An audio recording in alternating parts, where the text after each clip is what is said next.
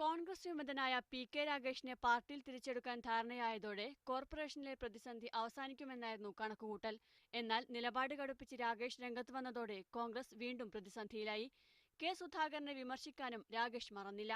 ഉപാധികൾ എന്ന് പറഞ്ഞാൽ ഒരുപാട് ഉപാധികളൊന്നുമില്ല. ഞാൻ വളരെ വ്യക്തമായി പറഞ്ഞിട്ടുണ്ട്. ഈ കണ്ണൂരിലെ എന്നെ പോലുള്ള കോൺഗ്രസ്സുകാരെ പാർട്ടിക്ക് വിമതരാക്കിയവരെ കുറിച്ചുള്ള വളരെ വ്യക്തമായ കാര്യങ്ങൾ ഞാൻ പറഞ്ഞിട്ടുണ്ട്. അത്തരത്തിലുള്ള ആളുകളെ പാർട്ടി നേതൃത്വ സ്ഥാനത്ത് നിന്ന് മാറ്റിയാൽ മാത്രമേ ഞാൻ ഉൾപ്പെടെയുള്ള എൻ്റെ പിന്തുണ പാർട്ടിക്കുണ്ടാവുമെന്ന് ഞാൻ വളരെ അസന്നിഗ്ധമായി പ്രഖ്യാപിച്ചിട്ടുണ്ട്. അതോടെ തന്നെയാണ് ഇപ്പോഴും ഞാനുള്ളത്.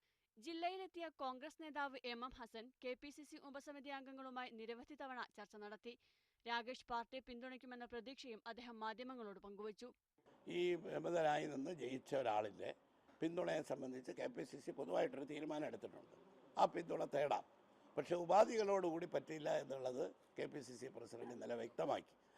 ഉച്ചകഴിഞ്ഞ് യോഗം ചേർന്ന കെ.പി.സി.സി ഉപസമിതി രാഗേഷിന്റെ ആവശ്യങ്ങൾ പലവട്ടം ചർച്ച ചെയ്തു.